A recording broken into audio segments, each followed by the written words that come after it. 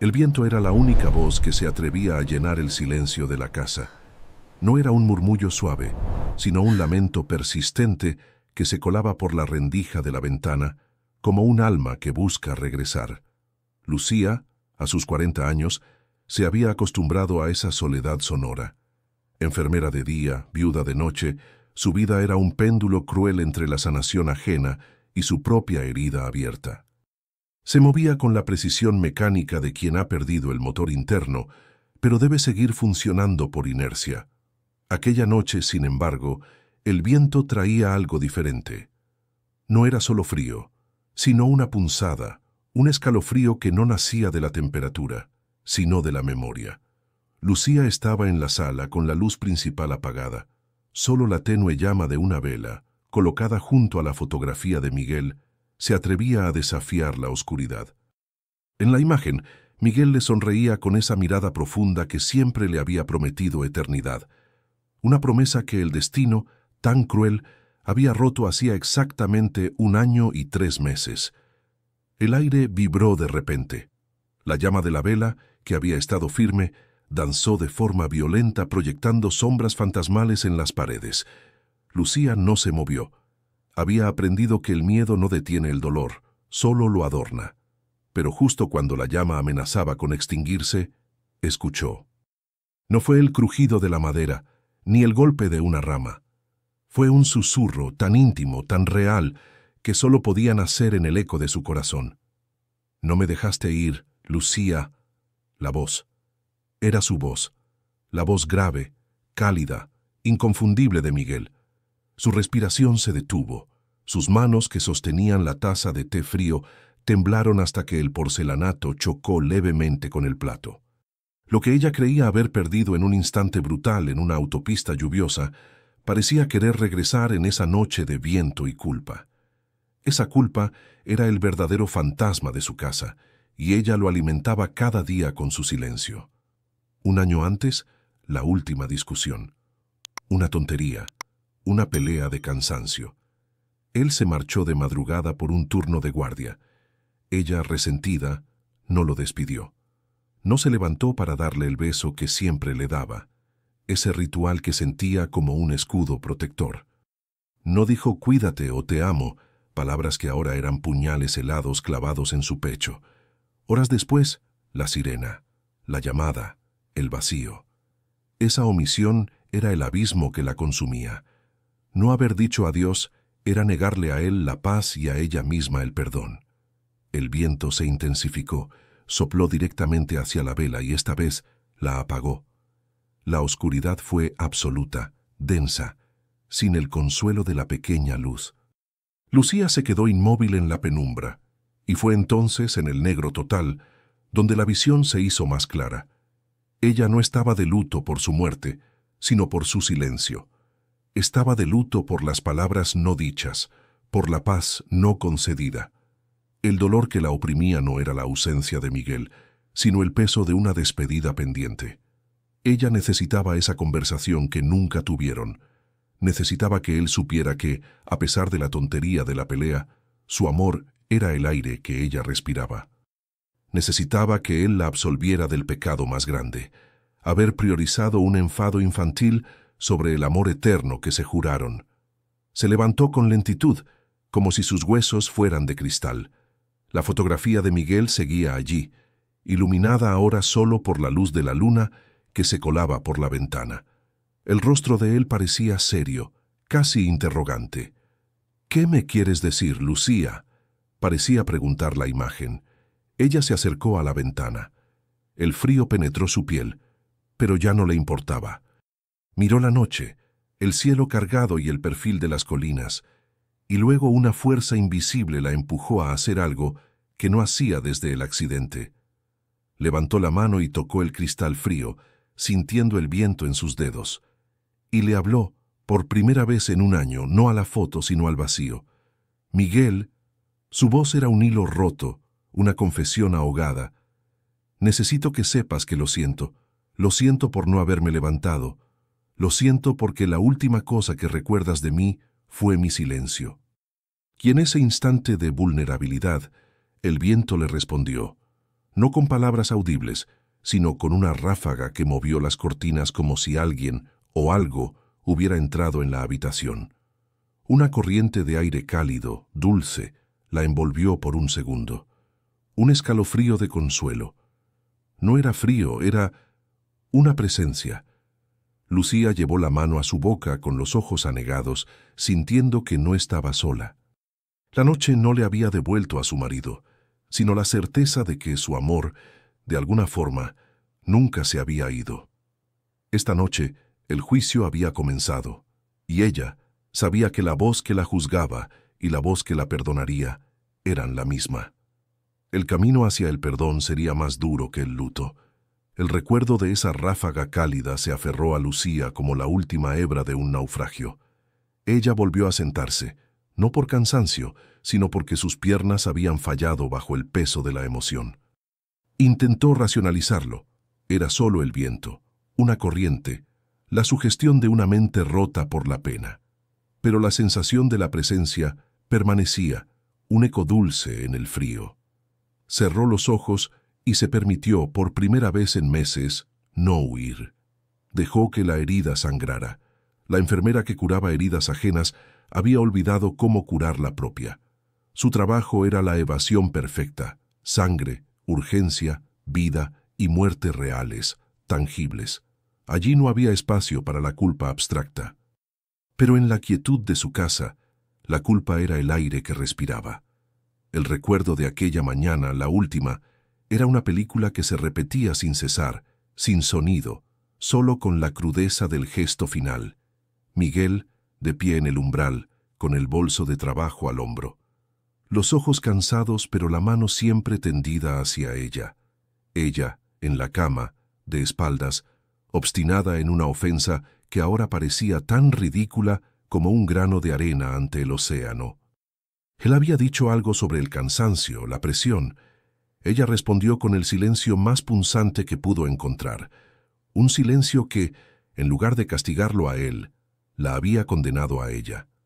Sintió ahora, en la sala oscura, el roce de su mano al pasar junto a la cama, un último intento de conexión. Ella se había encogido, y entonces la puerta, el clic sordo del cerrojo y el motor arrancando en la calle. Un sonido final, un adiós que ella no devolvió. La mente de Lucía era ahora un torrente. Los flashbacks no eran escenas completas, sino fragmentos de luz. El olor a café y colonia de él. El sonido de su risa resonando en la cocina mientras intentaba preparar un pastel. La vez que bailaron bajo la lluvia en la Plaza Mayor, sin importarles la gente, con esa alegría ingenua que solo el amor verdadero conoce. Esos momentos de felicidad eran la prueba más dolorosa de lo mucho que se había robado a sí misma. La culpa se había transformado en un muro entre ella y el mundo. Había rechazado a sus amigas, ignorado las llamadas del padre Tomás y se había refugiado en turnos dobles en el hospital. Necesitaba el agotamiento físico para no sentir el agotamiento del alma. Pero los fantasmas la seguían, incluso entre los pasillos esterilizados del hospital. Veía a Miguel en el rostro de cada paciente, en el dolor de cada viuda. Se preguntaba, ¿eran ellos más dignos de su paz que ella? Ellos sí habían dicho adiós. Ellos sí habían besado la frente. Ella se arrastró hasta el pequeño escritorio de la sala. Sobre él, en el centro de un halo de luna, yacía el objeto simbólico, una pequeña caja de madera de cedro que Miguel le había regalado en su último aniversario. Dentro, había guardado sus pequeños tesoros, una flor seca de la boda, un par de entradas de cine antiguas y una nota que él le había dejado una mañana. Eres mi sol, mi puerto y mi única verdad. Lucía tomó la caja con manos temblorosas. El olor a cedro viejo, a Miguel, la inundó. Era un ancla. Al abrirla, el crujido familiar de la bisagra sonó como un disparo en el silencio. Pero lo que encontró en el fondo no era familiar.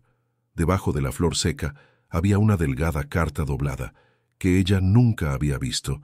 Estaba escrita con su letra, la letra firme y elegante de Miguel. Y lo que heló su sangre fue ver la fecha, la mañana de su muerte. La carta estaba dirigida a ella. En el sobre, solo su nombre, para mi Lucía. Él la había escrito esa mañana antes de salir. ¿Por qué no la había dejado sobre la mesa? ¿Por qué la había escondido en ese cofre íntimo? El corazón le latió con una furia sorda, un terror mezclado con una esperanza insensata. Todo su cuerpo se tensó. El aire de la habitación se hizo pesado, casi irrespirable. Este era el verdadero abismo, el umbral que separaba la duda de la verdad. Lucía sintió la necesidad de huir. Si leía esa carta, si descubría sus últimas palabras, no habría retorno. Podrían ser palabras de amor que la destrozarían por la intensidad de la pérdida. O peor aún, podrían ser palabras de reproche, confirmando el miedo más profundo que la atormentaba, que él se había ido sintiéndose solo. La culpa le susurró que no la abriera, que la dejara como un secreto eterno, una penitencia más. Pero la certeza que le había traído el viento momentos antes, la certeza de que él estaba allí, esperando, la empujó. Ella no merecía el perdón de Dios si antes no enfrentaba el perdón de Miguel. La luz de la luna bañaba ahora el papel. Los bordes estaban ligeramente amarillentos, pero la tinta negra era nítida, implacable. Su nombre, su letra, su último aliento en papel. La carta se quemaba en sus manos. Podía escuchar el pánico en su propia respiración agitada. En el silencio de la noche, su decisión de no levantarse aquella mañana se había materializado en ese sobre. El último mensaje de amor de su vida estaba a punto de ser leído, y ella temía que fuera también su sentencia. El pasado, con toda su belleza y su dolor, se condensaba en ese papel. Ella se preparó para lo inevitable, se preparó para la catarsis. El ambiente se cargó de una electricidad sutil. Lucía desdobló la carta con sumo cuidado, como quien desarma una bomba de tiempo. La hoja crujió. El sonido fue ensordecedor. Y allí, bajo la luz de la luna que entraba por la ventana, las primeras líneas de Miguel se revelaron. Él no solo se había ido, había dejado una respuesta a su silencio. Lucía acercó el papel a su rostro, sintiendo el leve aroma a papel viejo y a la esencia que Miguel siempre usaba. Sus ojos recorrieron las palabras con avidez y terror a la vez. No eran las líneas que había imaginado, no eran una condena, eran algo mucho más profundo, más sanador y por ello más devastador. La tinta negra sobre el papel blanco parecía cobrar vida, transmitiendo la voz de Miguel desde un lugar inalcanzable. La carta comenzaba con una calidez familiar. Mi Lucía eterna, si estás leyendo esto, significa que finalmente te has permitido respirar. Me levanté sintiendo tu enfado, y aunque mi corazón se encogió por no recibir el beso de despedida, sé que tu silencio es solo una armadura. Nunca te castigaría por una tontería de la noche. Sé que me amas. Lo sé en cada latido de mi alma, y eso es lo único que importa. Esta mañana, mientras hacía el café, tuve un pensamiento extraño, una certeza tranquila.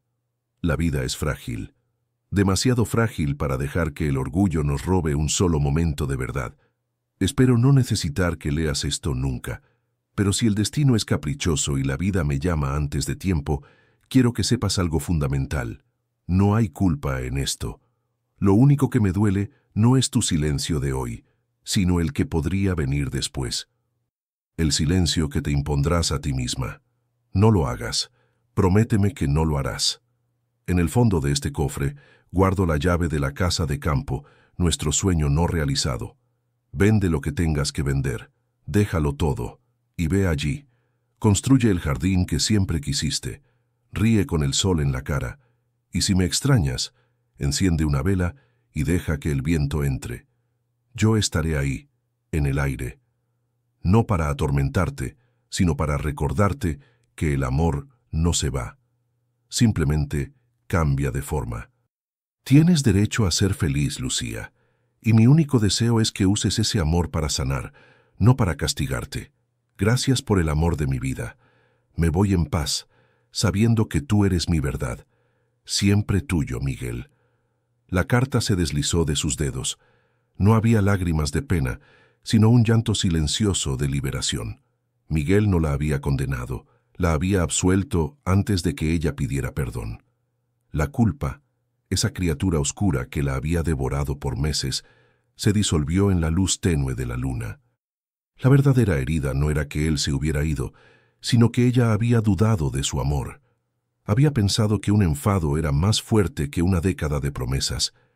Lucía sintió que el alma se le expandía. La voz de Miguel en el papel, esa voz que la había empujado al perdón, resonaba con la certeza de la fe interior que ella había perdido. Se levantó y se dirigió a la cocina, buscando la llave de la casa de campo, el pequeño objeto que simbolizaba el futuro que él había diseñado para ella.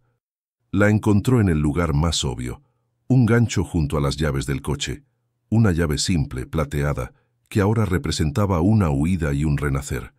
En ese instante de quietud, el teléfono sonó. Era el padre Tomás. Lucía dudó. Había estado ignorando sus llamadas desde el funeral, pero algo, quizá el impulso de Miguel, la hizo contestar. ¿Padre? Su voz temblaba, pero ya no de dolor, sino de una nueva esperanza. La voz del padre Tomás, cálida y paciente, llenó el auricular. No preguntó por qué no había llamado. Simplemente habló con una sabiduría que parecía trascender el momento. Lucía, he estado pensando en ti. La fe no se trata de entender la muerte, sino de entender la vida que el amor te ha dado. A veces, Dios nos da consuelo a través de quienes ya no están. ¿Has hablado con Miguel? Lucía se quedó helada. ¿Cómo lo sabía? ¿Acaso él también había sentido el viento, el susurro? Yo encontré algo, padre. Una carta. Su despedida. Miguel nunca se fue. Los que aman de verdad no mueren, se transforman en aire, en memoria, en la fuerza para seguir adelante, dijo el sacerdote con dulzura. Él sabía que tu mayor castigo sería tu propia culpa. Él te ha dado la única herramienta para salvarte, la dirección hacia tu propio renacimiento. Ve a la casa de campo, Lucía. Vuelve a encender la vela que el viento apagó y deja que la luz te guíe. Las palabras del padre Tomás fueron el apoyo final. La clave en la mano, la carta de Miguel en el corazón. La casa silenciosa ya no era una prisión de recuerdos, sino un portal hacia el futuro. Ella no estaba sola, estaba sostenida por una fe renovada y por la inmensidad de un amor que había trascendido la muerte para concederle el perdón. La decisión estaba tomada. A la mañana siguiente, Lucía dejaría atrás la casa del luto, la ciudad de la culpa, y viajaría hacia el jardín que Miguel había soñado para ella. Un viaje físico que era, en realidad, una peregrinación hacia su propia alma. El viaje fue una neblina. Lucía condujo en silencio, con la carta de Miguel en el asiento del pasajero y la llave de la casa de campo apretada en su puño. Dejó atrás el paisaje urbano gris y se adentró en caminos rurales que hablaban de paciencia y tiempo. El sol de la mañana se elevaba lentamente, tiñendo el horizonte con tonos de esperanza. Por primera vez en meses, Lucía no sentía el peso aplastante de la culpa, sino una urgencia. La urgencia de cumplir la última voluntad de amor de su esposo. Al llegar, la casa de campo era exactamente como la habían soñado. Pequeña, de piedra clara, oculta entre robles y con una ventana enorme que miraba hacia un valle interminable. El jardín, sin embargo, estaba abandonado, cubierto de maleza y nostalgia. Lucía abrió la puerta. El interior olía a madera antigua, a tierra húmeda y sutilmente a las promesas que se quedaron suspendidas. Dejó sus maletas en el suelo y caminó directamente hacia la gran ventana. La luz del mediodía bañaba la sala. Se sentó en el suelo, abrumada por el silencio. Era un silencio diferente al de su casa en la ciudad. Este era un silencio vivo, lleno de los sonidos del campo, el canto lejano de un pájaro y el murmullo de un arroyo. Se sintió infinitamente cerca de Miguel. Este era su santuario, su último regalo. Tomó la carta de su regazo. La leyó de nuevo, lentamente, saboreando cada palabra de absolución. Pero había un detalle que aún le inquietaba. Miguel había mencionado que en el fondo del cofre había guardado la llave, pero la llave siempre había estado en la cocina, a la vista. ¿Por qué la referencia a la caja? Se acercó al gran hogar de piedra de la sala y notó que el mantel que lo cubría estaba levemente desalineado. Algo la impulsó a levantarlo. Debajo del mantel, sobre la repisa de piedra, había una pequeña cavidad oculta apenas visible, y dentro no había otra llave, sino un pequeño diario de tapas de cuero. Era el diario de Miguel, algo que él nunca le había permitido leer, diciendo que sus pensamientos más íntimos eran solo para su conversación con Dios. Lucía sintió la invasión de su privacidad, pero la carta que acababa de leer era la autorización. Él quería que ella descubriera la verdad, toda la verdad. Abrió el diario en la última página, marcada con una hoja de roble seca. Las palabras allí no estaban dirigidas a ella, sino a la página. Eran pensamientos escritos la noche antes de morir. Hoy le grité a Lucía.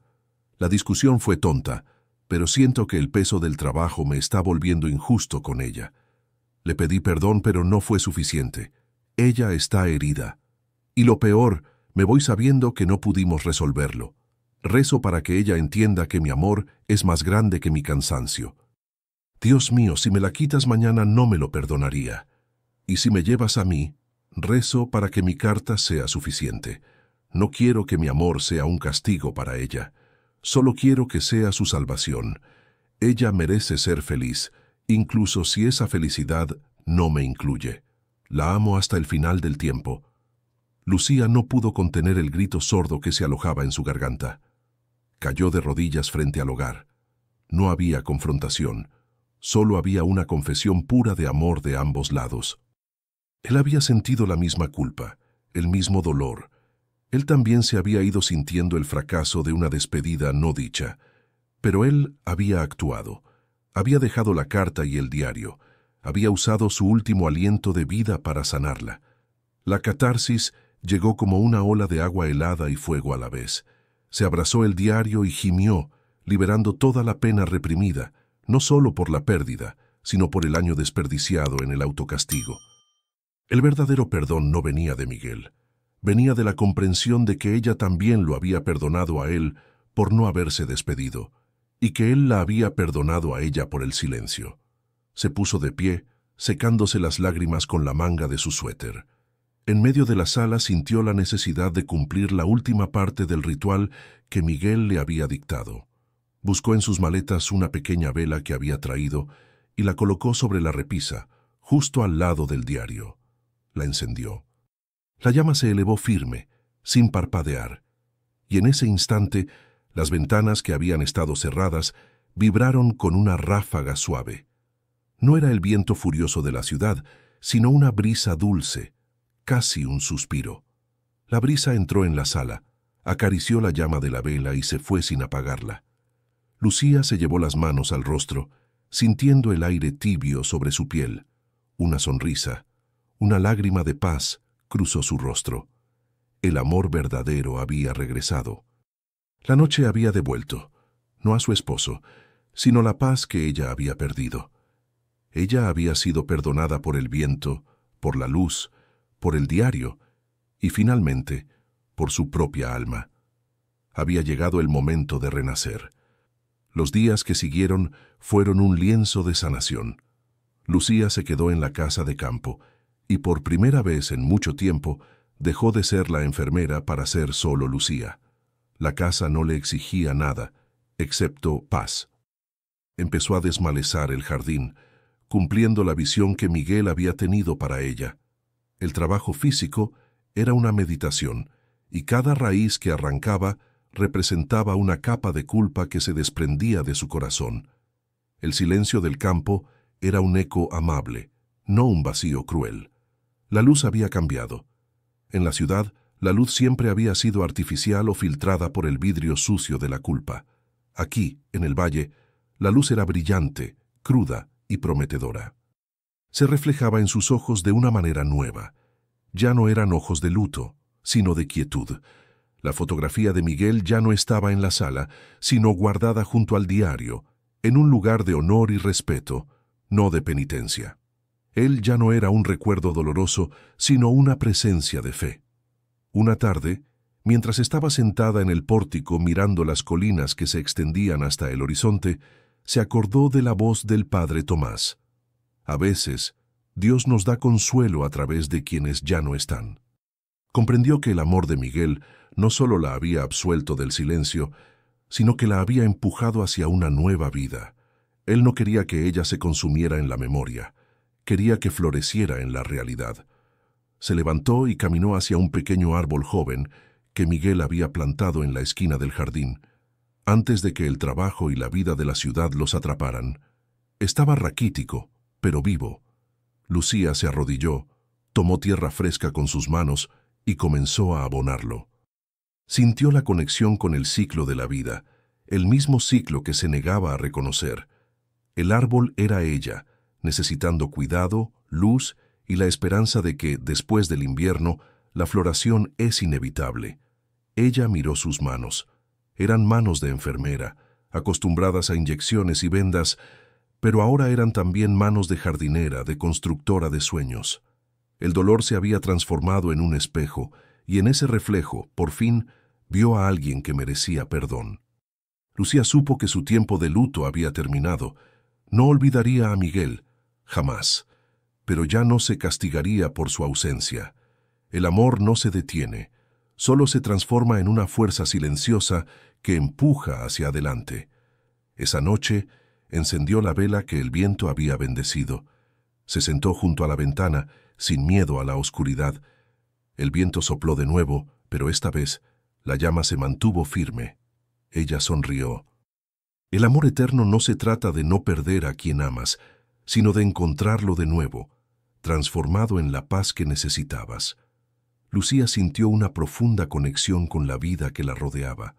Sabía que regresaría a la ciudad, no para huir, sino para llevar consigo esta nueva luz.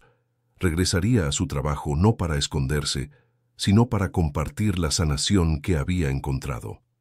Ella le diría a la gente con sus ojos que el amor verdadero no te abandona, te espera en el aire, en la luz, en la certeza de la fe que perdura. Porque a veces la vida no te devuelve lo que perdiste, pero te enseña a amar lo que aún tienes, la fuerza para renacer.